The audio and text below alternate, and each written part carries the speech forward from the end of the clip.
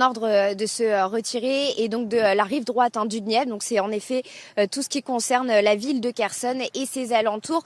Donc en face, juste des positions ukrainiennes. Pour le moment, nous n'en savons pas beaucoup plus. On sait que le commandement des opérations russes, lui, a dit que c'était une décision qui était difficile à prendre, que les lignes de défense se réinstallaient de l'autre côté de la rive du Dniepr. Donc il y a cette annonce pour l'instant qui est faite. Il faut maintenant savoir si ça va être suivi d'actes.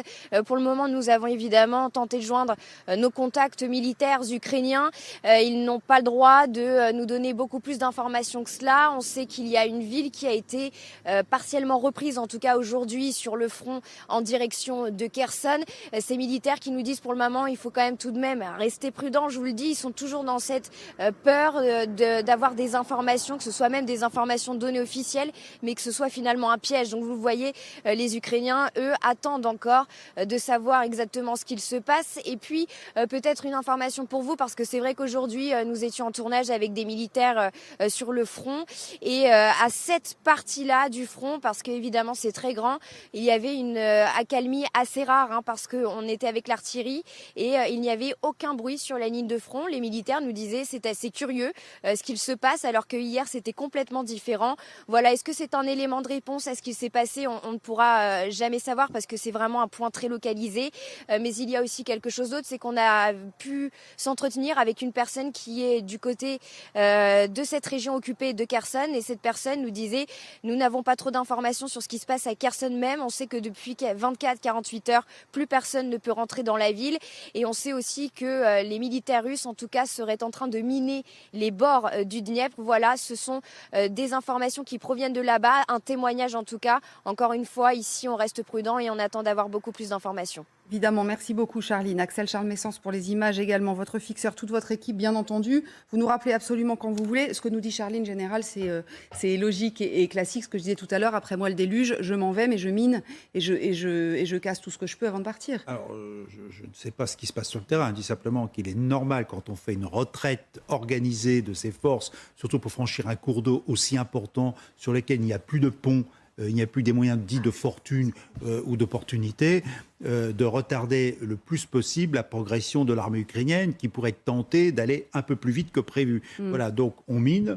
on détruit les ponts, on se retire en nord, parce que pour l'instant on a oublié que dans le nord, il y a eu une retraite en nord qui s'est faite hier, donc qui est quand même à 50-60 km quand même. Donc il faut que les forces arrivent à se réunir et à franchir. Donc tout sera fait du côté russe d'une manière logique et militaire pour gagner du temps, pour permettre au maximum d'hommes et d'équipements de franchir le Dniepr et de se réinstaller de l'autre côté. Un mot peut-être avec vous, Bélir Nabli, sur ce qu'on évoquait tout à l'heure avant de prendre Charline, c'est à savoir la population russe. Voilà. Est-ce que ça peut être motivé également? C'est quand même... Vous le disiez vous-même tout à l'heure, politiquement, militairement, évidemment, c'est une défaite. Politiquement, pour Poutine, c'est un peu raide à avaler, mais bon, il a validé cette décision manifestement. Est-ce que ça peut avoir été au moins influencé par ce qui se passe dans son pays? Bien sûr. Moi, ce qui m'intéresse, c'est la réaction de la population russe qui, au départ, en tous les cas, était vraiment derrière la décision de Vladimir Poutine, donc qui pouvait compter sur un soutien populaire. Mais on était dans une phase offensive, avec l'exaltation d'un nationalisme assez répandu. Comment va réagir cette opinion publique dans une phase défensive, avec des défaites qui s'accumulent, avec une posture peu glorieuse qui va, pour le coup, tester ce nationalisme? Est-ce qu'il est juste mobilisable dans un rapport de force positif, ou est-ce qu'il s'effondre dès lors qu'il y a une position de faiblesse? Et puis, ce qui est intéressant, il y a une part de rationalité, ça va faire écho à ce que vous disiez. Là, Poutine, il va respecter une forme de silence. Alors que les bonnes nouvelles du départ, l'avaient amené à prendre la parole publiquement. On l'avait beaucoup entendu d'ailleurs. Exactement, on était même surpris par le fait qu'il se mette autant en avant, parce que ça aurait pu se retourner contre lui. Là, il observe une forme de silence, il met en avant les chefs hiérarchiques de son armée qu'on avait plutôt peu entendus, a priori. Donc il y a une forme de répartition des rôles qui, pour le coup, est assez logique, ça, mais qui contraste avec le début de l'offensive où Au moment où il fallait c'est ce qu'on avait glorifier. beaucoup dit. Quand tout se passe bien, c'est grâce à Poutine. Et quand tout se passe mal, il n'y est pour rien parce que c'est de la faute des chefs militaires. Sauf que cette Alors que le commandement était rationalité-là atteste d'un sûr. moment difficile. Bien sûr. On va se tourner vers Nivine Potros parce que vous êtes avec nous depuis le début de l'émission, évidemment, comme tous les jours. Nivine, vous nous aviez fait un premier point en début d'émission justement sur ces rumeurs dont on parlait avec Charline tout à l'heure. Les Russes seraient en train d'avancer. Vous étiez extrêmement prudente et vous aviez absolument raison. Les infos que vous nous donniez ont l'air d'être confirmées par les Russes, en tout cas en ce qui concerne Kherson, ça c'est sûr. Alors effectivement, puisqu'à 15h, on avait des premières informations, des premiers signaux qui nous laissaient croire qu'il se passait quelque chose aux abords de Kherson. Confirmation donc avec cette annonce de Sergueï Shoïgu. Parmi ces signaux dont on vous parlait il y a déjà maintenant plus de 2 heures, c'est tous ces ponts qui ont été détruits par les Russes, laissant penser qu'ils détruisaient les ponts pour ensuite se retirer, avec notamment 3 ponts qui ont été détruits ces dernières heures. On est vraiment là aux abords de Kherson avec le pont de Tianovka, celui de Davivka, mais surtout celui d'une ville qui est en train de devenir une ville symbolique, la ville de Snirourovka, avec cette image donc de pont qui a été détruit par les Russes pour empêcher évidemment l'avancée des Ukrainiens dans cette zone. Pont détruit, nous disent donc les premiers renseignements, mais surtout ville reprise par les Ukrainiens, avec notamment ce symbole qui a été partagé sur les réseaux sociaux. On y voit quoi? Tout simplement une tour avec le drapeau ukrainien qui a été hissé. Vous le voyez, alors c'est pas très clair, on a fait un cercle autour. Alors cette ville, évidemment, ça montre bien que non seulement les Russes se retirent, mais que les Ukrainiens, dans le même temps, eux, ils avancent. Évidemment, ils continuent leur offensive. Là où on le voit, on est au nord de Kherson, mais vraisemblablement, c'est tout le nord également qui serait en train de bouger. Ville symbolique, puisqu'en fait, cette annonce de la reprise de cette ville par les Russes, elle a été faite il y a ce matin par Kirill Stremousov, dont on a appris la mort également cet après-midi. C'est la dernière vidéo qu'il a publiée sur son compte Telegram. Il expliquait que les nazis ukrainiens étaient parvenus à reprendre la ville. Et bien effectivement, cette ville serait bel et bien tombée aux mains des Ukrainiens, même si pour l'instant, ce n'a pas été confirmé à 100%. Il y avait une autre information qu'on vous donnait déjà depuis plusieurs heures, c'est effectivement tous ces villages qui auraient été abandonnés par les Russes. On a effectivement des rumeurs, des premiers noms de villes.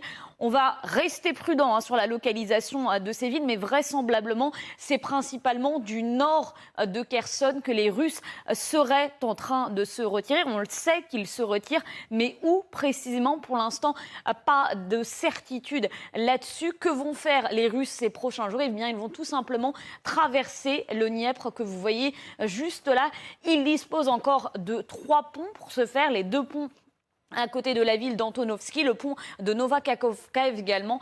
Les opérations, normalement, elles vont devoir commencer le plus tôt possible. Voilà ce que disait Sergueï Shoïgu. L'objectif, évidemment, c'est de rapatrier tous les militaires qui sont donc dans cette zone, de cette côté du rive du Dniepr, de l'autre côté, les hommes, mais évidemment le matériel le plus rapidement possible. Donc. Merci beaucoup, Nivine. Ça prend du temps, ça, évidemment, Général. J'aurais la prétention de croire que quand même ça a commencé depuis un certain temps. Parce que c'est pas tiens je m'en vais, je prends mes petites chenilles et mes canons et je franchis le Dniepr. D'autant qu'il n'y a pas beaucoup de ponts qui sont carrossables.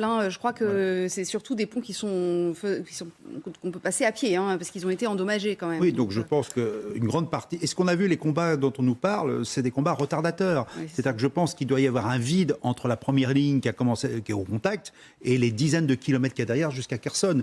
Donc ça, je pense qu'un certain nombre d'effectifs ont déjà franchi, mais maintenant on n'a pas plus d'informations. On verra ça dans les jours qui viennent, évidemment. Olivier Weber, une question, pas de réaction, on a regardé, là, l'équipe derrière est en train de regarder sur les réseaux sociaux, etc. Pas de réaction de Kiev, c'est logique, pas de triomphalisme, on est prudent? Oui, on est prudent, sachant plus que l'hiver arrive et que par les Ukrainiens, donc cette opération de déménagement, on va dire, à la fois militaire et civil. Bon, civil, évidemment, c'est un habillage quand Shoïgu parle du but humanitaire, quand on transfère les populations. On sait très bien qu'il s'agit de transferts forcés. Et en droit international, c'est un crime de guerre. Alors les Ukrainiens sont prudents parce qu'ils peuvent penser effectivement que Kherson elle-même, la ville elle-même, peut encore être défendue par quelques milliers de soldats, évidemment dans des tranchées et avec des mines, etc. Avec une opération rapide de type Redzu, de type RAID, comme ça a été le cas auparavant au nord-ouest de Mykolaïev au printemps dernier, peut être extrêmement dommageable pour l'armée ukrainienne. Donc effectivement, on reste prudent. On reste prudent aussi sur ce qui se passe au niveau politique avec évidemment la mort de Stremousov, qui est assez étrange, comme vous le disiez effectivement tout à l'heure, au niveau de la coïncidence. Mais on peut penser aussi que Surovikin se fait entendre, donc ce nouveau commandant des forces armées russes en Ukraine, finalement, y compris sur Shoigu, Shoigu pratiquement apparaît comme étant un soldat qui obéit à Surovikin, qui lui reste fidèle évidemment à Poutine. Alors, mais c'est vrai que, pardon, je vous coupe, mais c'est vrai que c'était très étonnant dans la formulation de sa phrase, quand il disait,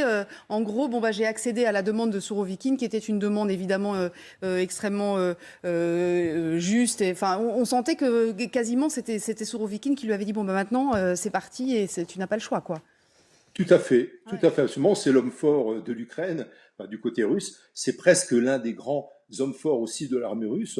En tout cas, cela veut dire quoi? Cela veut dire que Surovikin veut absolument éviter un désastre. On ne sait pas, évidemment, de quoi l'armée ukrainienne est capable avant le début de l'hiver. Il est tout à fait possible qu'il y ait encore des offensives et des percées majeures, d'où encore une fois ces créations, donc ce renforcement de ce que je disais tout à l'heure sur ces 3 lignes de défense, y compris à Kherson ou derrière Kherson, pour protéger en particulier la Crimée, sachant que les Russes, vous le disiez aussi, ont mis en place donc des structures défensives sur Mariupol. Et Mariupol, on est loin évidemment de la ligne de front, on est au moins à 40 km à vol d'oiseau. Alors pourquoi? Parce qu'on préfère évidemment se concentrer sur les grandes villes, préserver l'axe qui est l'axe de ravitaillement sur la Crimée, et éviter encore une fois un grand désastre militaire et donc politique pour Poutine. Les fameuses dents de dragon dont on parlait hier, qui ne sont que retardatrices aussi, nous disiez-vous, Général. Anastasia?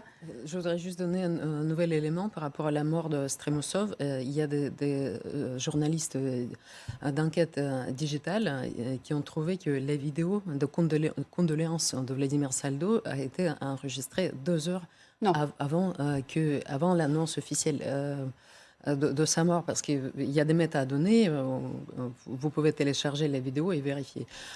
Peut-être, bien sûr, il savait déjà, mais c'est étrange. Donc, elle a été enregistrée à 14h, la vidéo, et seulement à 16h.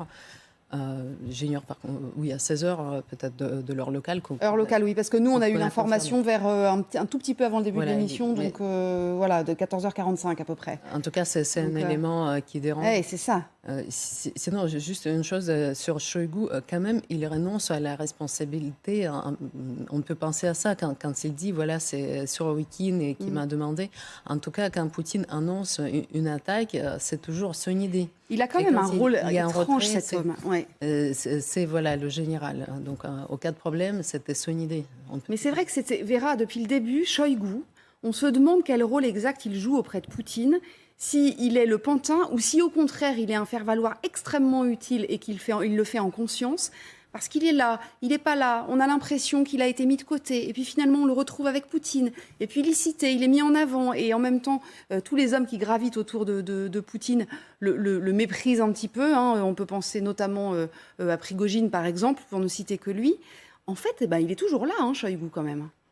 Oui, bien sûr, Poutine ne voulait pas le virer parce que ça aurait été aussi très symbolique pour le pouvoir en Russie, pour montrer qu'il y a les fractures, qu'il y a des problèmes, qu'en fait le ministre n'est pas capable à exercer ses fonctions. Donc Poutine a évité, en fait, dans tous les domaines, pas que dans l'armée, mais aussi dans l'économie, par exemple. Il n'a pas voulu à tout prix changer le responsable de la Banque centrale, Elvira Nabiullina, en Russie. Mais pour moi, en fait, cette vidéo qu'on vient de voir, ça montre aussi, ici je partage l'analyse d'Anastasia, ça montre qu'en fait, ils sont en train de partager la responsabilité. En fait, Shoigu lui-même ne voulait pas présenter sa décision comme la sienne, mais il ne voulait pas aussi que ce soit la décision prise complètement par Surovikin. Et ça nous montre aussi les fractures qui existent dans le pouvoir russe. Parce qu'on sait bien que entre l'armée russe et, par exemple, Surovikin, même ça peut paraître étrange, mais il y a des fractures. Parce que Surovikin, c'est une personne qui était promue à ce poste par Yevgeny Prigojine, qui est un patron de groupe de Wagner et qui a une zone grise, en fait, dans l'État russe, au plusieurs niveaux, au niveau militaire, mais aussi au niveau de business. Il a un énorme réseau de business aussi en Russie. Et du coup, en fait, il y a entre eux une sorte de compétition. Même sur le front, on voit pourquoi l'armée russe est tellement désorganisée, parce qu'il y a différents acteurs sur le terrain. Et c'est pourquoi elles sont vraiment mal coordonnées. Ouais. Donc cette vidéo nous montre aussi que c'est un peu une tentative d'éviter la responsabilité sur une personne, de partager et aussi dans ce sens d'endommager l'image de Sourovikine, parce que Poutine aussi a des peurs maintenant, et dans la société russe, dans les élites russes, il y a des peurs par rapport à Evgeny Prigojine et son rôle qui devient de plus en plus important. Et donner en fait une image très forte à un général qui est promu par Prigojine, ça veut dire aussi donner plus de rôle à Prigojine. Donc ça montre toute la complexité en fait de la situation au pouvoir au Kremlin aujourd'hui. C'est vraiment